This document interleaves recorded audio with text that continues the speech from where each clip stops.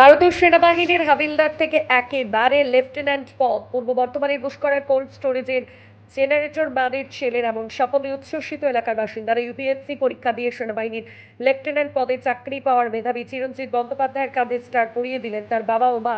তিনি পাঞ্জাবের শিখ রেজিমেন্ট থেকে সেনাবাহিনীর কাজ শুরু করেছেন। পুষ্করা শহরের দাঁড়াপাড়া এলাকার বাসিন্দা উৎপল বন্দ্যোপাধ্যায়ের ছেলে চিরঞ্জিত গত 13ই জুন ভারতীয় সেনাবাহিনীর লেফটেন্যান্ট পদে চাকরিতে যোগ দেন। ইউপিএসসি পরীক্ষা দিয়ে বেশিরভাগ সিভিল সার্ভিস হিসেবে চাকরি করেন। চিরঞ্জিতের দাবি, গ্রামীণ এলাকার অনেকেই জানেন না লেফটেন্যান্ট পদের গুরুত্ব কতটা। সেনাবাহিনীর এত বড় অফিসার হবে আমার ছেলে কোনোদিন কল্পনাও করতে পারেনি।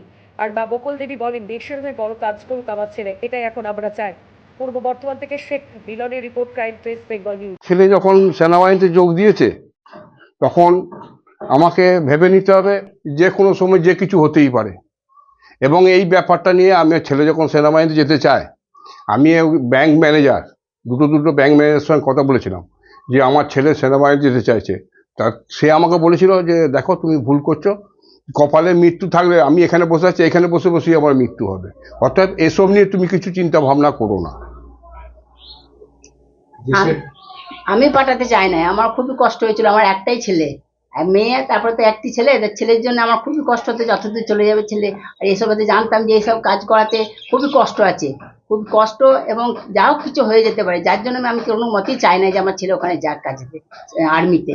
আমি ছেলেকে বারবারই, ছেলের জন্য আমার খুবই টেনশন হয়। আমি সবসময় ছেলের চিন্তায় থাকি যে ছেলে আমার কেমন আছে না আছে। ছেলে একবার ফোন না করলে আমি এক সপ্তাহ, সপ্তাহে যদি একদিন না ফোন করে তা আমি কেঁদে মরে যাই যে আমার ছেলে কেন আমাকে ফোন করলো না। এখন কেমন লাগছে? এখন খুবই আনন্দিত লাগছে, খুব ভালো লাগছে যে আমার ছেলে আজকে এত কষ্ট করে, ছেলে আমার আজকে অত দূর গেছে, ছেলে আমার সাফল্য করে এসেছে। খুব ভালো লাগছে, খুব আনন্দ হচ্ছে। প্রথমত আমি বর্ধমান জেলার অন্তর্গত আউসগ্রাম থানার ধারাপাড়া গ্রামের বাসিন্দা। আমি ছোট থেকে আমার ধারাপাড়া গ্রামের স্কুলে, ধারাপাড়া অবৈতনিক প্রাথমিক বিদ্যালয়ে আমি ক্লাস 1 থেকে 4 পর্যন্ত, তারপরে গুসকরা পিপি ইনস্টিটিউশনে ক্লাস 5 থেকে 10 পর্যন্ত, এবং গুসকরা পিপি ইনস্টিটিউশনে আমি সায়েন্স স্ট্রিম নিয়ে 2013-তে পাস আউট হয়েছিলাম। তো তারপরে আমি যেই এক্সাম দেওয়ার পরে আমি ইঞ্জিনিয়ারিং পড়ার জন্য 2 বছর আমি ইঞ্জিনিয়ারিং পড়াশোনা করি, এবং তারপর আমি ওখান থেকে due to some financial constraint, আমার বাবা যেহেতু সাধারণ একজন জব করতেন, তো আমার বাবার পক্ষে ওই মানে আমার পড়াশোনাটা কন্টিনিউ করাটা একটু টাফ হয়ে চলছিল। তো আমি সেখান থেকে আর্মিতে আমি যোগদান করি।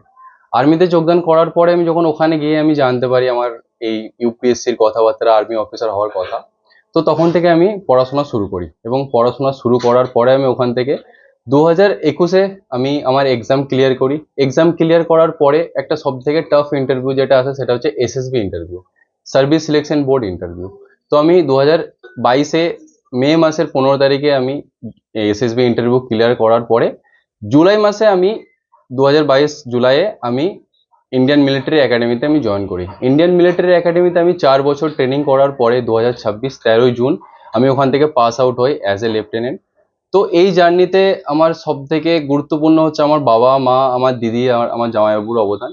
আমি ছোট থেকে আমার বাবাকে অনেক কষ্ট করতে দেখেছি, যে কষ্টটা আমার মনে হতো যে খুব কম সাধারণ মানুষই করে তার নিজের ছেলে মেয়েদের জন্য। And sacrifice is the main thing. If you can't able to sacrifice, তো মনে হয় না কিছু পাওয়া যায়। তো আমি আমার বাবাকে দেখেছি স্যাক্রিফাইস করতে নিজের ছেলে মেয়েদের জন্য। আর এই যে আমি একটা সেনাবাহিনীতে আমি একটা এত বড় এই স্টারগুলো আমি পেয়েছি, তো এটার পিছনে আমি মনে হয় আমার সব থেকে আমার মোটিভেশন যদি কেউ থেকে থাকে সেটা হচ্ছে আমার বাবা। আমি শুরু থেকেই মানে আমার বাবাকে হয়তো কখনো বলতে পারিনি যে আমি বাবাকে কতটা ভালোবাসি, বাট আমি যেগুলো করেছি শুধুমাত্র আমার বাবা মায়ের জন্যই করেছি। আর জাস্ট ওখানে যখন পিওপির পরে যখন একটা সেরিমনি হয় যেখানে আমার বাবা আর মা আমার স্টারগুলো ওখান থেকে, যেটা ফার্স্ট টাইম ভিজিবল হয় আমার স্টারগুলো, তো সেই মুমেন্টে আমি যখন ওদের চোখের যে জলটা দেখতে পেয়েছিলাম, যে আনন্দের চোখের জলটা, সেটা ছিল আমার জন্য সব থেকে বড় পাওয়া এই মুহূর্তে। আচ্ছা, অনেক ছাত্র, অনেক স্টুডেন্ট অল্প বয়স থেকেই তারা কিশোর বা তরুণ, তাদের স্বপ্ন থাকে সেনাবাহিনীতে যাওয়া। কেউ সফল হতে পারে, অনেকে পারে না। তাদের জন্য কি টিপস দেবেন? প্রথমত যারা মানে আর্মিতে যোগদান করার জন্য যারা শুরুয়াত থেকে শুরু করছে, failure is the first step of learning. প্রথম কেউ ফেলিয়ার হয়ে গেলে এটা তার মানে তার মানে পথটা, তার জীবনটা থেমে যাচ্ছে ওখানে। যদি আমার নিজের কথাই বলি, আমি যদি আজকে পড়াশোনা করে ইঞ্জিনিয়ারিং হতে যেতাম বা ইঞ্জিনিয়ারিং হয়ে যেতাম, তো হয়তো আমি একটা খুব ভালো ইঞ্জিনিয়ার হতে পারতাম না। আজকে আমি যেহেতু সেনাবাহিনীতে আছি, আমার সেটা একটা মনে আমার একটা ড্রিম ছিল, তো আমি এই জন্যই তো এত বড় জায়গায় যেতে পেরেছি।